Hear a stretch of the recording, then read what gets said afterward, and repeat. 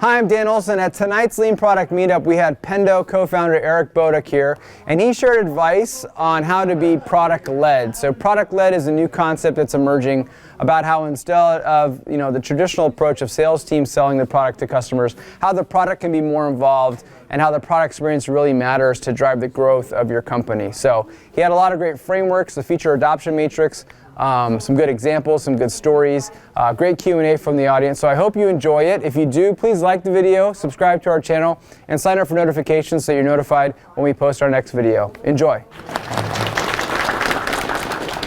Thanks, Dan. That was awesome. So today I'm going to talk about the product-led world. It's like product today has what marketing had with ABM, right? We have this new big kind of hype thing that I don't think we've ever had before.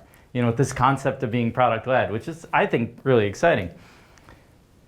So 2 things I want to do today. I want to talk about being product-led and what it means, and then I want to dig into one way we can get started. So I think there's a number of different areas we'll touch on that you can take back to your organization and think about, well, if we did this, that would make us more product-led than we are today. And I'm going to touch on one of those, and that's feature audit, which I think is a fun thing to do, and you can play along at home. So Dan gave me a great little background, but my name is Eric Bodek, co-founder, chief evangelist of Pendo. I'm also running a product line right now called Adopt. Adopt is actually the extension of Pendo to end user customers. So an example of that is if AWS is building guides on using Marketo, they can now build their own guides on top of Marketo. They're custom exactly to them. So if they have a specific way of rolling out, say, campaigns, they have policies you have to follow, they can build their own guidance right on top of Marketo, customized to their particular instance. So this is new and exciting for me as a product guy, moving from running marketing and being one of the 4 product people that founded the company to then being chief evangelist, running a lot of our community efforts, and now to splitting my role between chief evangelism and also taking over our new product line Adopt. So it's a fun time for me.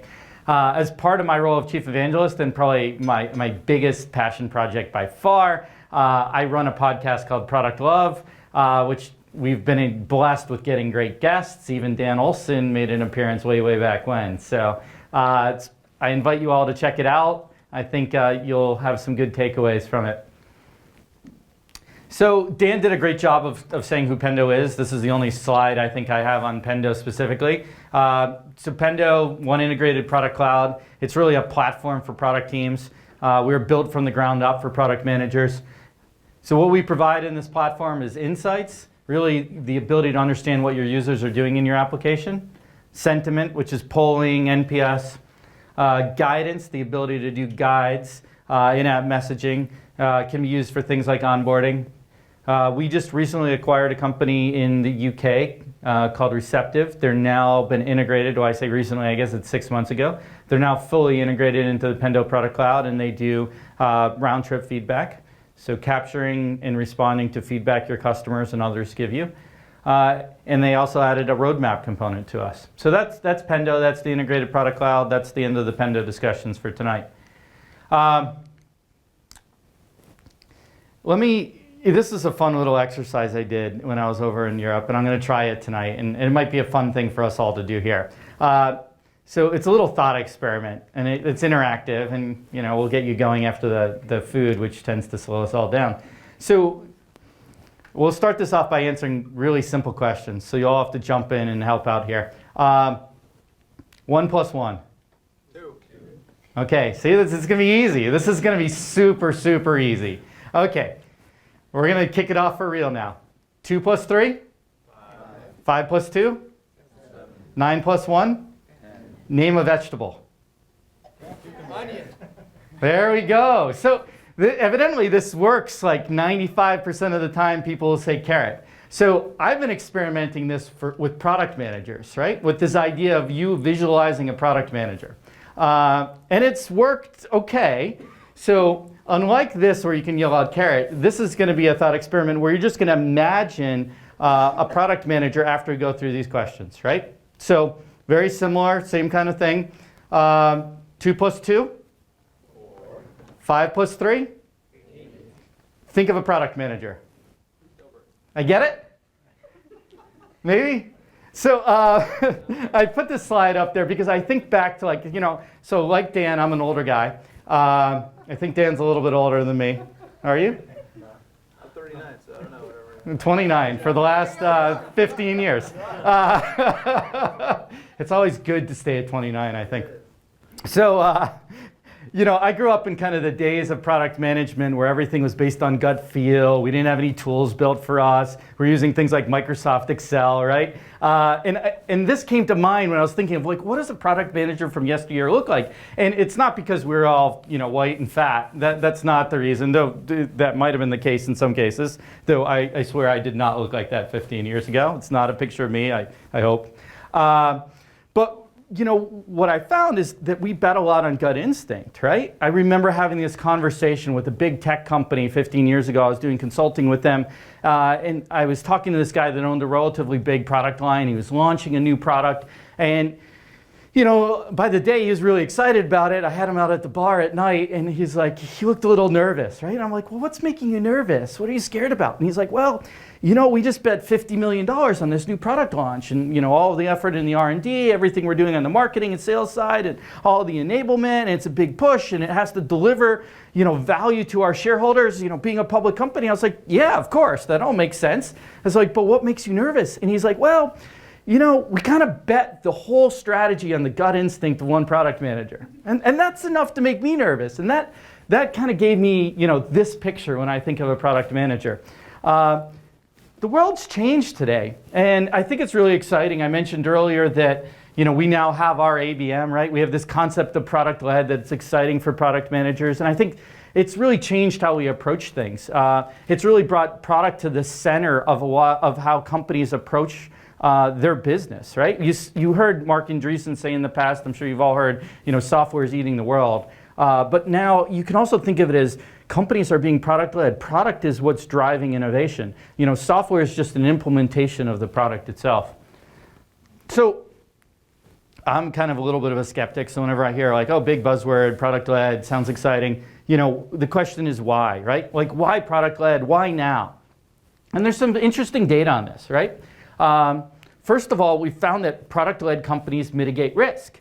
When you survey people, like they did with this group for this report, what you find, obviously, is that people expect quick and intuitive product experiences, right? And this is kind of we're in the Apple generation, right? Where consumer experiences are now affecting not just consumer software products as a whole, but enterprise software products. No one wants to have that old, interface from, Windows 3.0. I have a picture of one I used to put up there, where there's 5,000 different things you can click on and 3,000 different, pull downs and all this information, right? We live in an environment where things have changed, where these consumer interfaces we have are what's expected now in business enterprise software. And product-led companies that are driven from a product from the inside out, are able to mitigate the risks that they have in having, experiences that push their customers to other providers.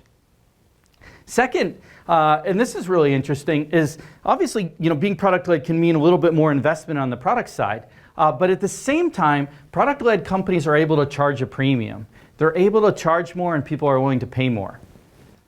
Third, product-led companies, and this was studied by Aberdeen and SAP, they're able, they have better margins than their peers. So part of, charging a premium and delivering at a relatively low cost is that your profit margins are going to be higher than your peers. So the companies that describe themselves as product-led are more likely to be more profitable than their peers. And then finally, and I think this might be the biggest thing, is that product-led companies tend to sell the way their companies, their customers, their users buy, right?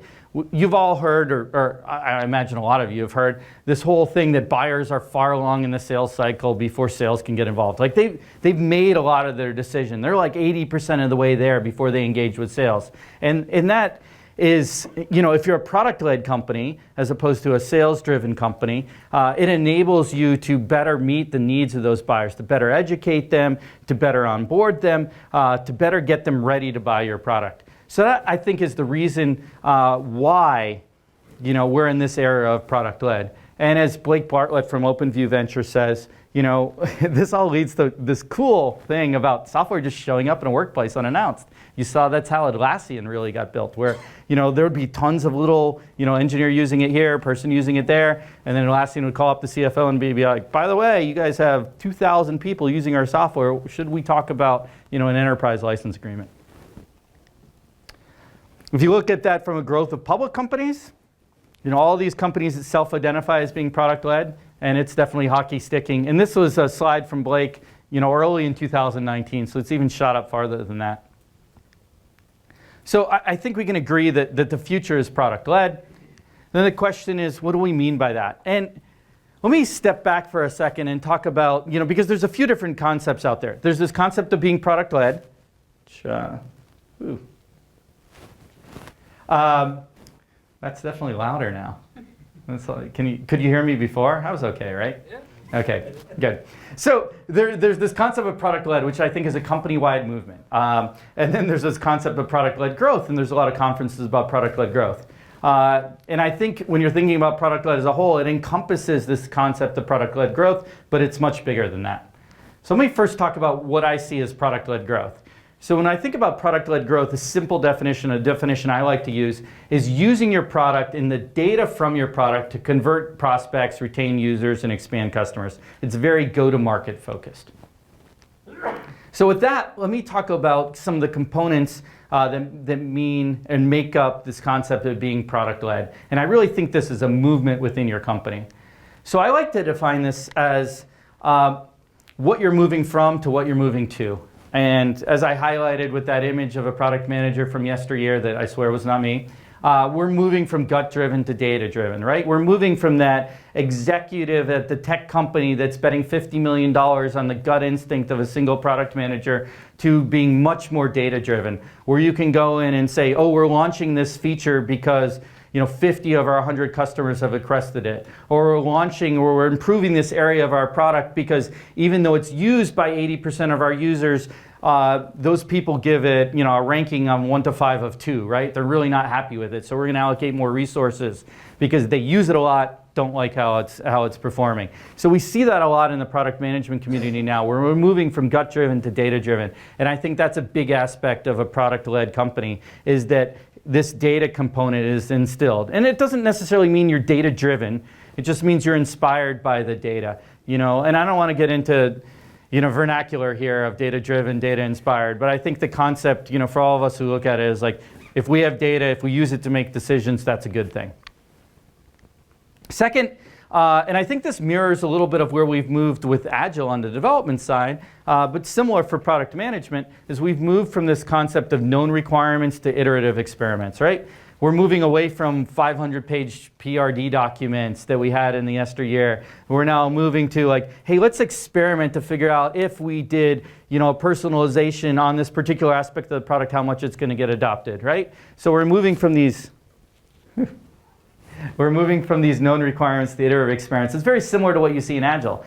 We do have this, over-rotation that we have to be careful about. One of the great things about Agile is people are able to get features out faster. It also tends to turn people into feature factories if they, let it get a little out of control. So we do need to make sure that we're iterating and we're experimenting with a goal in mind and not just for the sake of pushing out more features. Which brings me to this. We're moving from shipping features to delivering experiences, right? Customers don't necessarily buy features. They want to buy solutions to their problems. The consumers want to buy experiences. It's not like they want to buy a particular feature set. So I see a lot of product managers at some of the best product-led companies thinking about things more from, okay, what's the experience my customer gets out of this? How do I solve their problem? How do I inspire them? How do I make them happy? How do I make their day better? How do I change the way they interact with the world? How do I make them, better people?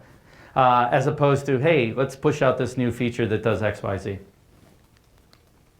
Third, and this goes into that buying cycle, we're seeing product thought of more as that first moment of truth. It's often that first touch point in a potential customer, right? They're experimenting. They might be using a product their friend has. They might be talking to someone, a peer over dinner about their experience with Pendo or another software product, right? And they might be downloading that free trial, or they might be playing with someone else's software instance, right? So now all of a sudden product's this first moment of truth as opposed to just something you end up selling. And what this has turned to, in product-led companies in particular, but I see the trend across the industry, is that product is moving from this underappreciated role. You know, for those of us who have been there forever, it used to be that product managers was like, oh, how'd that guy become a product manager? Oh, well, he was a sales guy that couldn't sell, but everyone liked him, or he's a developer that really didn't write good code, but he was really passionate about the product. You know, we heard that from the back days. Now it's all changed, right? We have APM programs at Google. We have Carnegie Mellon giving a master's in product management. We have more and more groups and meetups and conferences like this Product Leader Summit and the Product Leader Meetups that all educate product managers. And we're seeing more and more that PMs and PM leaders now have a seat at the table. And product, we're seeing chief product officers. We're seeing them, you know, sitting with the chief revenue officer, right, as peers. And all of that I think is great. And all of that is what, ooh. Do we have power?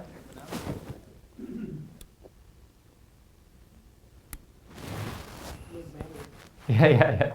It is plugged in. It's This might not be on those. Here we go. I'm gonna go back trying over here. How many PMs is? Let's pull this guy a little close. Yeah, we're good. There we go. I think that doesn't have power to it. Now? We now have power. That's good. I heard some little beeping before. I was wondering what that was.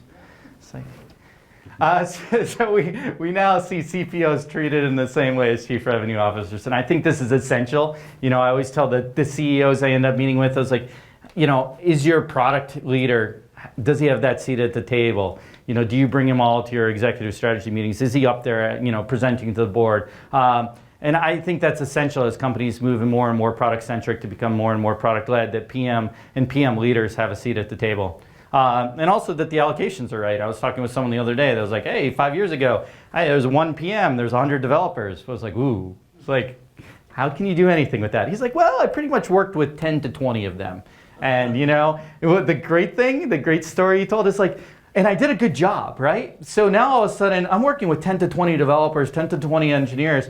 And what happened over a course of 6 months is that the other 80 were like, where's my product manager? How come I don't get one of these guys? So then the hiring eventually got to the point where, you know, now they're at about 1 to 10, and it happened over like a 3-year period, all about just delivering that value. But we see that more. Do a good job in product management, engineers are going to be calling for you. And we see product moving from part of the experience to becoming the experience itself, right? A lot of things are getting pulled into the product experience. You know, with Pendo, we do things like in-app messaging, in-app guides that are all inside of the product, right? So now training is moved inside of the product. Education's moved inside of the product. Onboarding's moved inside of the product. You can do a lot of things inside of the product and leverage what you already have. Leverage those people that are already using your product and not necessarily push them for the training to things like, you know, webinars or, you know, back in the day when we actually shipped the manuals. So. And what we see is, you know, in product-led companies, we're moving from this focus on projects, enhancements, and attributes to being more of a strategy that connects productivity and intelligence. So it's this change of mindset, and it's about thinking of the product as a much larger thing. It's going back to that thinking of the product as an experience and thinking about the value they're delivering to their end users, and not just thinking about things as features. So I like to think about how this affects the other parts of the organization, and I think these are some of the most important things, right? What do product organizations that are product-led do better, right? What do they do better? And I think what they do better is that they have the people, process, and platforms in place to enable them to do 4 main things. They innovate faster. You see that in the Netflix of the world, who obviously out-innovated the blockbusters. You see that they drive revenue through digital adoption. You see that they increase customer loyalty, and you see that they scale very efficiently. You saw that with the Atlassians of the world, how, like, you know, a developer using it here, a developer using it here, all of a sudden turned into, you know, a site-wide license at huge companies. And this is interesting too. You know, the stuff underneath this I love to dig into, and when I talk about workshops, I'm like, you can pick some of these areas and we can help companies do a better job with feature launch, or you can think about, okay, how do we optimize, you know, revenue through trials and freemium? These are different areas that if I was a product manager, I'd be like, okay, what of these areas do we do well and which ones we don't? And then think about how we can improve that. And we're going to actually jump into one today, which is kind of going to be my more actionable exercise, where we're going to actually go through and talk about feature audit, feature adoption, and loosely, you know, feature launch, but mostly on the adoption. But before we get into that, I want to talk a little bit more about how product affects the different parts of the organization. And so when you're a product-led company, I think there can be a huge amount of impact, right? And think about how it impacts or influences the go-to-market organization. Product now can become a channel for sales. You see this a lot with upsells and cross-sells. I was talking to a customer in New York, a really cool company. They do some stuff with commercial real estate. They have this great information, right, about how much capacity there is, right? They have that inside their product. So when they have customers whose capacity goes up, i.e. they have, or capacity goes down depending on how you look at it and how I think about it. But in essence, when they have excess space, they then start pushing out messaging inside their product to talk about, you know, their product offerings they have that allow them to sell more, right? So they use that information based upon the information that they use what's already in their product to then figure out what's best to cross-sell to them, which is a really cool thing to think about. So you can start thinking of your product as a channel. You can think about it as a lens into your customer, right? The more you have data, the more you can understand what your customer's doing, what they like, what they don't like, and where you should put more resources on the go-to-market side. Third, you can think about it as a communications medium. You know, taking Marketo as an example, right? If someone's out there building campaigns and you have a thought leadership white paper, why don't you just push that out, offer that in the application itself, right? Have someone that's logging in, they're getting information about how to launch a campaign. You can be like, we have a white paper that compiles the best practices we have from 20 years of experience doing marketing automation, and you can just click on it and download it right here. So now all of a sudden, product isn't just a mechanism for them to execute on something, it's a mechanism for them to pull information and actually learn how to do things. And it's all done in context based upon what they were trying to do. I could go on and on and on. So let me talk about CS next, right? So how does product enhance CS? You can start building more and more of your product onboarding inside the product itself. Instead of doing onboarding through webinars, instead of doing it through shipping trainers out to the location, be able to walk people through the product. If you're, you know, to stick on the Marketo story, if you're setting up a campaign, why don't you just walk them through, give them a little quick tutorial that they can pull on demand that says, this is how we set up campaigns in Marketo, and walk them through how to actually use that functionality. If you launch new features, you can do the same kind of thing. You can use that to map to high value behaviors. One of the things we love to do is understand where customers are getting the most value out of our product. And then we'll actually push people through in-app guidance to like say, we see you haven't actually deployed, you know, any onboarding guides in our resource center. Here's how you can do that. Because we know that those are quick wins, quick high value activities, and we push them out through the app itself. Bless you. And then on the R&D side, right? Product can now become this tool for education. It can be a guide for your road mapping. It can be a communication tool. It can be as simple as, you know, we have maintenance coming up in 3 days, in 3 hours, and pop that up in your product as opposed to, you know, pushing that out through emails. So before I jump into kind of a little bit more detail on, you know, feature audit, I want to talk about this role of product ops that we're starting to see more and more. So product ops is kind of one of the enabling functions. We're seeing like, you know, we have DevOps, we have RevOps, and we're now starting to see this big growth in product ops. One of the marketing people at the Pendo team was actually searching on LinkedIn and found, you know, 5,700 people now have product ops in their titles, and a shitload of job opportunities for product ops. And we have a cool little one sheet over there about what product ops is that I think is interesting. But really, I want to talk about it really briefly today. It's really this interconnectivity between product and the other parts of your organization. When I was talking about how product empowers go-to-market, when I was talking about how product empowers CS, when I was talking about how product influences the engineering group, it's really product ops that provides this interconnectivity, this exchange of information. So you're seeing things like product and engineering, is connecting on road mapping, which you'd very well expect product managers to do. But on product and CS now, they're helping people optimize onboarding so that the onboarding experience is better.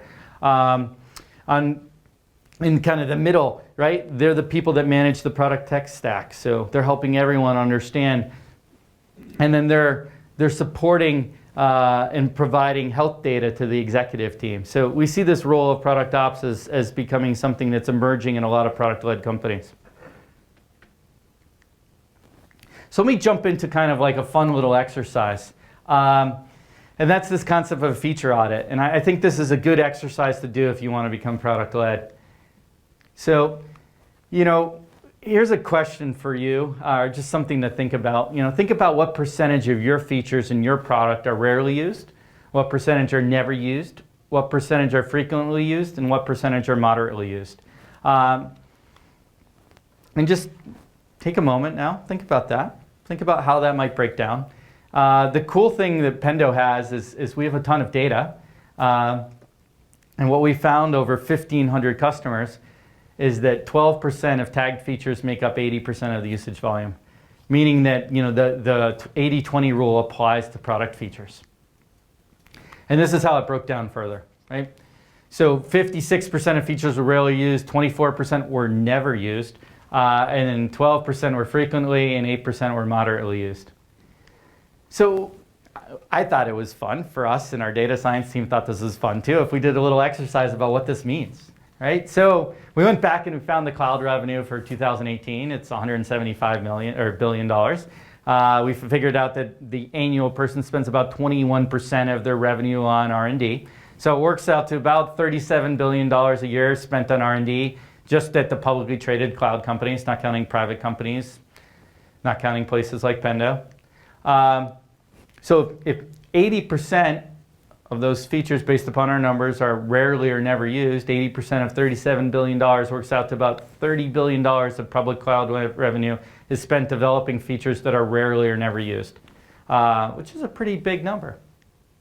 So, and before I step on, there's some cases, not a lot of good cases for never used, but rarely used, you're hoping things like, oh, password, change my password, or I forgot password, though frankly, if it's me, those are probably moderately used as opposed to rarely. But there are some features that it's okay that they're rarely used. So, some of that you have to take into account, but there's 24% that are never used. So one of the cool things we came up with, which is this idea of doing a feature audit, right? Wouldn't it be great to figure out what the baseline is, what the real dollar cost of features, and normalize some of that? And let's just kind of dig into that, because this is going to be an all-day experiment. We said, hey, what would be fun is doing this little chart, because we like 4 box squares, right? And we came up with this idea of like, hey, let's talk about features in 4 different categories. Those that have high sentiment and high feature utilization, we called the diamonds, because, why not? The ones that had high user sentiment, meaning people loved them, but low usage, low feature utilization, those are kind of the hidden gems, and that obviously makes a lot of sense. High feature utilization, low user sentiment was those diamonds in a rough, those things I talked about before, like people want to use it a lot, but at the same time don't like it. And then there's what we call the fool's gold, sticking with the gemology kind of vernacular here, which are things that people don't use a lot and people hate. So you can do this at home. This is kind of fun exercise. I do this with functional areas. Take like 20 functional areas or 10 or 30. It all depends on your product, what makes the most sense. And populate the chart.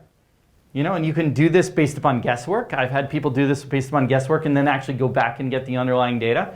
But it's a good thing to think about. And then you can work with engineering. You could work with your data science team to validate some of this stuff.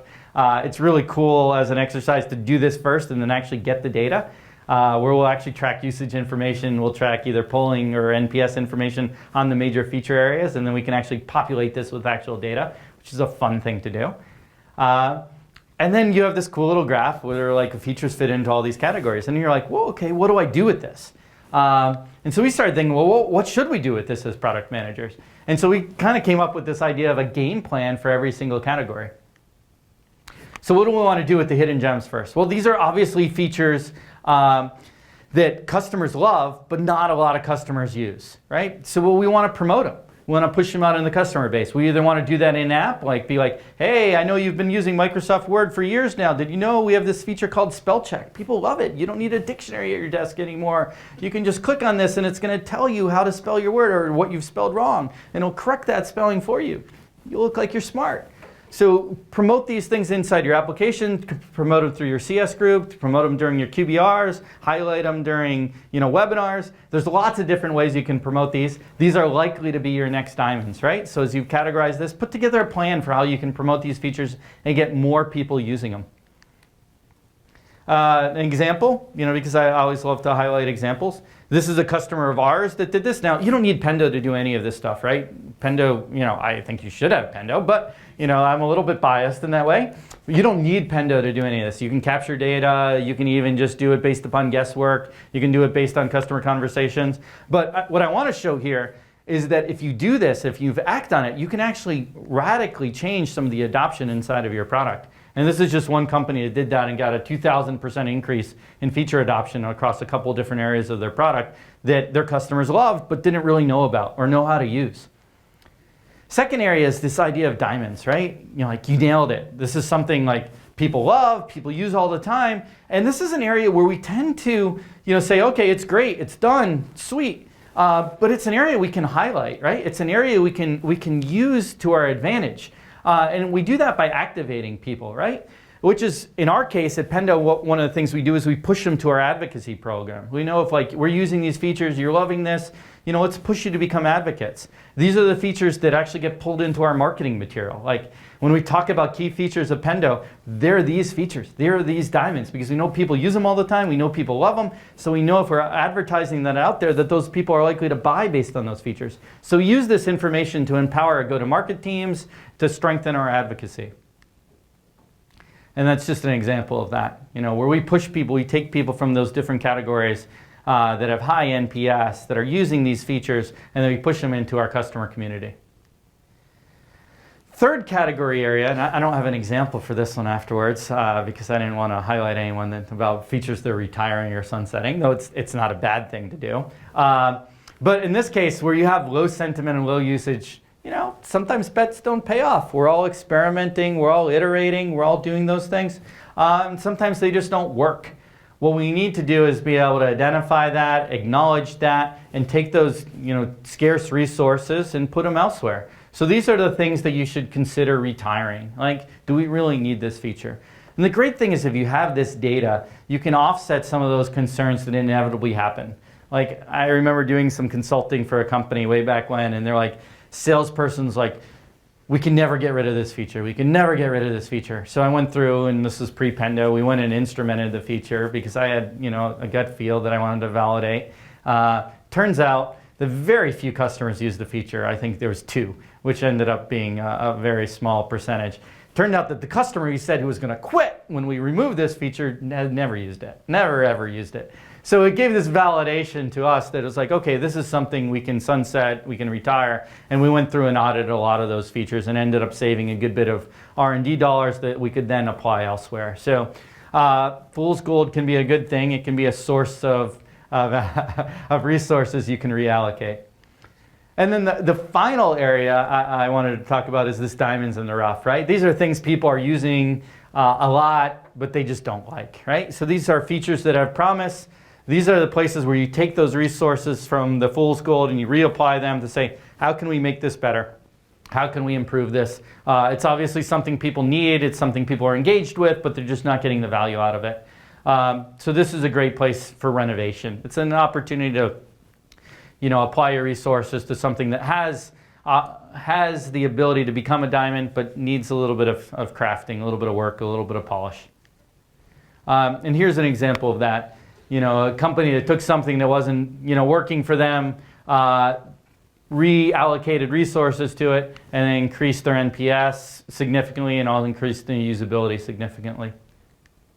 So that's kind of an overview of being product-led, the advantages of being product-led, and then how you can apply, in particular, a feature audit as kind of a first step down that path. And with that, I'm open for questions. Awesome. So for Q&A, we do with the mic so we can pick it up and not have what happened last time. So make sure you have a mic, and we have people running with mics around. So just raise your hand if you want to go. Who's got a question for Eric? From the back. All right. Thanks, man. You want to run that one? Thanks, Ahmed. Then we have two. So you can, if you know you have a question, raise your hand, and we'll run the second one to you too. So in your experience, how much of this product-led has led to a structure of an organization where they've probably reduced hiring in sales or hiring in BDRs because you could prove out that you don't need as many because it's product-led? Yeah, so I see that a lot, especially at startups where people start, and start their business purely through selling through the product and the product organization, right, and through the product itself. So we're definitely seeing a reallocation of some of those resources. Like if you go through Atlassian's S1 and say compare it with some other companies in the industry, you'll see significantly more being spent on product organization as opposed to the sales and go-to-market side. So you're definitely able to spend less on go-to-market and still have that, the revenue coming in. As an exercise, you can compare Salesforce, for instance, and Atlassian, and you'll see some very big differences between the overall percentage revenue spends in the different departments. The one thing I would caution people about, and Brianne Kimmel does a great talk about this, is that like a lot of companies think, oh, I got product and we're a product-led company, we're never going to need sales. And I've seen a lot of startups like plateau when they do that, because even the Atlassians of the world, as much as they say they don't have salespeople, they have like follow-uppers or something. I don't know what they term them today. But there's people that need to go into those companies and be like, oh, I see you have 50 licenses. You could probably use 100. You, Mr. CFO or Miss CFO, let us work out a good deal for you, so that you can get buying power, right? I think you're never going to get rid of sales and marketing, but I think being product-led and being empowering them with data can make them a lot more efficient. So you need less of them to accomplish the same results. Other questions? Yeah, I have a question right here. Yeah. So you mentioned that one of the reasons that the product-led is on growth. Do you think the reason is competition, or that, and also, and the companies that you mentioned, a lot were technology companies? Yeah, I just highlighted technology companies, Right. in fact. So they have access to clicks, data, much more easier than some of the traditional companies, right? Is that one of the reasons you think that product-led phenomenon is growing? I think it started at traditional, like pure tech companies. I think I see it moving more and more to what you'd think of as traditional enterprises. And I think it mimics their adoption of product management organizations and methodologies, right? And as an example of this is Home Depot, right? Home Depot, I would have never thought as having a strong product management organization, say like 10, 20 years ago. And then I was at an industry conference that Mike Belsito puts on in Cleveland 2 years ago, and they had 40 product managers there. And they were hiring like another 40, 50, 100. The product management group there had grown rather significantly. It was already in the hundreds, right? So now they're starting to think of themselves like a tech company thinks of themselves as far as building out product management practices, sending people to things like, pragmatic training, really just kind of changing the way they approach. And some of that's the fact that software becomes a large part of their business, even though, when you think of them as buying, tools and wood and et cetera, et cetera. But I see a lot of that mentality now moving there. So I see there's a big trend with that. So Home Depot, for example, could get this information before through survey. So you go to the store, they'll take a survey. Yeah. Possibly will send you an email. But nowadays, you have the website, you've got all the click data, you've got all this analytic data that you can rely on, and that's probably one of the reasons why. Oh, absolutely, absolutely. I mean, there's more and more data out there, which I generally think is a good thing. It can be abused at times by, the social networks of the world. I'm not a big fan of like people selling my data. I think I should be empowered by that data, but I do want the products I use capturing my data, right? I want them using that data to make my experience better. I want my Nest thermostat understanding the fact that I go to work at 8 and it can turn it down, and then I'm home at 7 or whatever it happens to be every day. I want it understanding those patterns, right? And I want it saving me money automatically, right? So I like it having that kind of data. I like that integrated home environment. I like all of that, those things that can make my life better. And we see that, and I think that's great. There's more and more data out there. Everyone from software companies to your cars capturing a ton of data. And as long as they're using it to make your lives better, I think that's a great thing.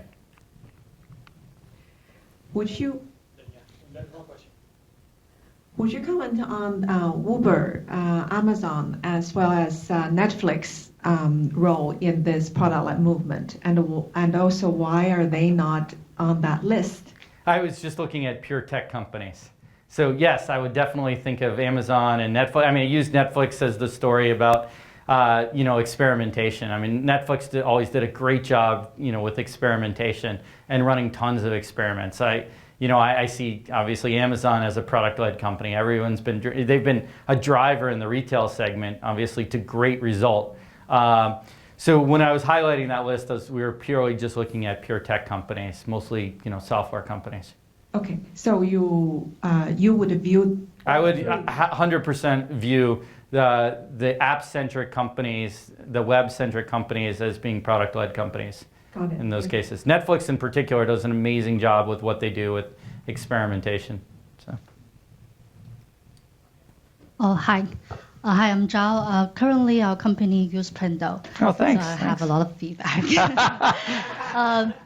So I definitely see the Pendo. The benefits is that we're able to track before and after we launch a project. And I'm a designer, so I can explain what my design has made impact on our product in a numeric way. But we're SaaS and we have a free trial. So something we did is after we launched this design, we see some metrics increasing. The only thing is for self-service trial, it's not transactional. We don't take users' credit card. So Yeah. So we still have a large sales team. It's more like a sales team closing deals. So it's hard for me to connect the self-service trial success, isolate the sales growth versus the product-led growth. So do you have recommendation on that? How to clearly explain that strategy that we did in a product-led strategy to actually contributing to the growth of the company? So I mean, there's lots of different ways you can do. You could A/B test it and put some people not into the onboarding, the trial optimization, and see how they close versus the people who are in. That's one way to do it. We've seen people do it that way. We've seen people do kind of the more not wanting to give up that kind of baseline, and the downside you might get by not giving them that experience in the short term. We've had people just do things like poll people afterwards, like how has this experience affected your ability to buy in a positive or negative way, and been more qualitative. But I mean, if you want real strong data, you push some of them into a program that's designed to optimize conversion and some of them not, and see how that affects your sales numbers. The downside to doing that is, on that sample, assuming that pushing them in the experience affects your sales numbers, those people you're going to make a little less money in the short term. But then you have the data to justify why you're doing it. So. Yeah, A/B testing is another question. So are we able to track multiple solutions within Pendo, or is just always before and after? I'm not sure I follow. Are we able to do A/B testing within Pendo? There's different ways you can do A/B testing in Pendo. Yes. Yeah. Okay, I'll ask. Yeah, I'm happy to answer Pendo questions later too, or put you in front of a CS resource there. But thank you for the shout out for Pendo. I appreciate that. Yes. Hi, I have a question related to the technical debt you were mentioned about. Yeah. So when we talk about technical debt, you mentioned one factor, which is the utilization, user utilization. However, there would be other factors. Something like a app-based, we do have a utilization, but it's not just the utilization that impacts or determines whether that particular feature makes sense or not. You got it. So do we have any other factors apart from utilization we need to consider when we are thinking about retiring a Yeah, I mean, I think you have edge cases, right? There's certain scenarios and certain features that even though they're rarely used, that you still need. Like, reset password is one I talked about, right? So, I mean, I think in every product, there's different areas where there's like, oh, there's features here, people don't use it a lot, but it's essential when people do need it. So I think you need to normalize this data a little bit, and no one knows that better than you. So you need to look at those edge cases before you start pulling resources away from something. But yeah, absolutely. So you talked about product innovation. I'm not a product guy. I'm an engineering manager. So my question is, there's a lot of innovation happening at the engineering side, right? So how do the product know, or the product managers know what's going on until it probably comes to the surface and everyone knows about it? For example, AI and machine learning and all of that stuff that's happening now. At the very early stages, probably product wouldn't have known it because it's engineering centric. I'm just guessing here. I may be wrong. So at that level, what could be done with that technology and the innovation that's happening at the engineering side? How would my question probably is like, how can product and engineering work together so that product can latch on to the innovation happening at the engineering side and kind of think of innovation at the product side? Yeah, so I mean, now we're talking about major trend innovation, right? Like, how does machine learning affect the way I do insurance claims and things like that, right? That aren't necessarily based upon utilization of your product, but now are based upon a new technology that's emerging and how it's going to affect your industry as a whole. And the way I think about that kind of discourse between product and engineering is that there's a partnership there, right? Well, I like to work with my engineers in the sense that, like, hey, here's a problem that our customers are having that I think we can solve inside the product. How would you go about doing that, right? And then it's this collaborative approach with engineering of figuring out a solution that might work. So now engineering can say, oh, I just heard about this machine learning stuff that's being done for, self-driving cars at DARPA that's coming out of Carnegie Mellon, now going back, a few years. We could apply this to solve our problem maybe, and here's, the research behind it. So it's this collaboration taking now, computer vision or whatever it happened to be that can now be applied to this problem that I, as a product manager, am trying to solve for my customer base, and the engineering team, who might be more familiar with what Carnegie Mellon was doing in computer vision, can then help me solve that problem. So I see this as a collaboration, right? When there's these major trends, maybe product knows about it, maybe it's engineering about it, but when the product is concentrating on the problem, and engineering is concentrating on how to solve that problem, then you get this tight collaboration that can pull in those new technologies and keep the underlying company at the forefront. Does that make sense? Yeah. Also, sometimes it may be that engineering might be solving some other problem that the product at your company is not really not even aware of. Yeah. But the same technology could be used for the problems that you have at the at your company. So that bridging of that gap, the communication gap, I don't know how it happens in, like, for example, if you take AI and stuff, how it happened in Google and Facebook, and how actually whether it was driven by product or was it driven by engineer. I think it's been a mix of the two. I mean, not to speak for Google, but speaking for the product managers I do know that coming out of there, they've they're talking about new kind of fundamentally,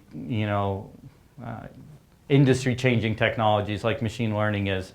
I've heard it from both people that products brought this and said, how could we apply something like this? Is this something you could look in, Mr.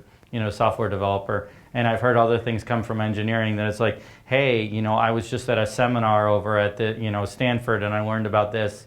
Maybe this is something we should look into or could use to solve this problem we're working on.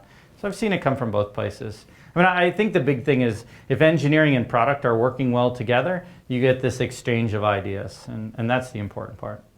Ideally, design's involved too. I like these nice little squads, engineering, design, product. So Eric, thank you so much for coming. I'm a big fan of Pando as far as the product and company goes. But you know this product-led concept you talk about, right? Is kind of coincides with bottom-up SaaS and consumerization of B2B software. And I'm just wondering, like, how did Pendo, like, given this context, how did Pendo make like certain strategic choices when it comes to go-to-market? Because from my experience with Pendo before, especially the sales process, it still feel like very much like kind of like a top-down enterprise sales process. Probably as good as the Pendo's product is. The go-to-market feels more like a Salesforce rather than something like Zoom, right? So just wondering, like, I mean, sometimes I just feel like, the Pendo's product is really good, but you can't really experience it until you have gone through like a 6 months. I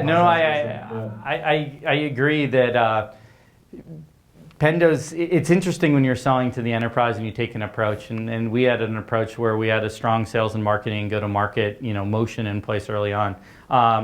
We do heavily use product and product data to talk about, to empower those organizations. Like when you talk about why we're emphasizing certain features, why we're running certain campaigns, a lot of that is powered by our product data. So I don't just think of being product-led, and even product-led growth as just driving things from a free trial, to a sale. I also think about how you can use product data from your users to better arm your salespeople to sell business. And I think that part of being product-led, Pendo does a really good job of. Like, we know what you're doing if you run a trial with us.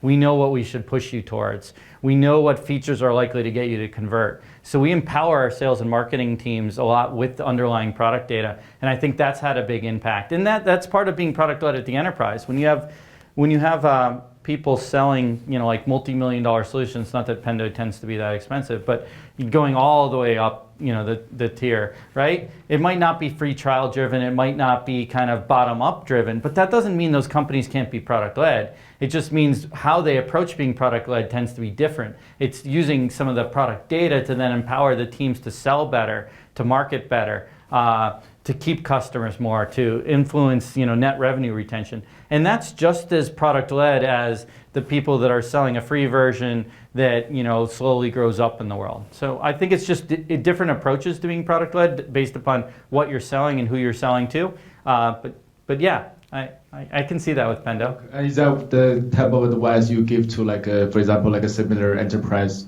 software company? Like, for example, if you cannot adopt this bottom-up approach, but you can adopt like similar approach. Yeah, absolutely. I mean, I had this talk at OpenView when I was out there at one of their summits, which is like, just because you sell solutions that are $300,000 or $400,000 a pop doesn't mean you can't be a product-led company, right? Because you have all of this data. You have data from trials, you have data from your old customers, and you can use that to empower your go-to-market motion. So you don't have to have a free version of your product to be product-led. It doesn't equate to premium or freemium, right? You can think of yourselves and you can build a product-led organization without having to have that free tier. I think that's a misnomer that started early on. And a lot of that is because some of the best product-led companies did have that, right? But it doesn't necessarily mean you have to be built that way.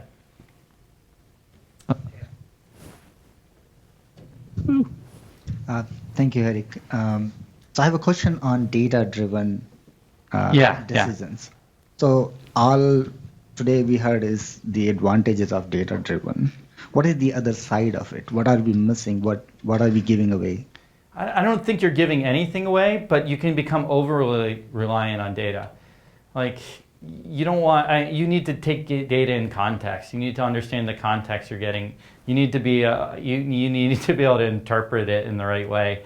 A great example doesn't pop to mind immediately, but I'm sure right after this I'll think of one. But you can be overly reliant on data. So I think the concept of data-driven on Twitter is often pushed as people like, oh, you don't want to be data-driven. You don't want to be like like a horse with the blinders on. That's fine. Maybe the word driven's too strong. Maybe you want to be data inspired, whatever. I don't think it matters.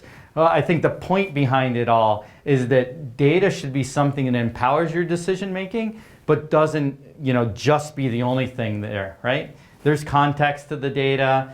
There's ways that the data could be biased.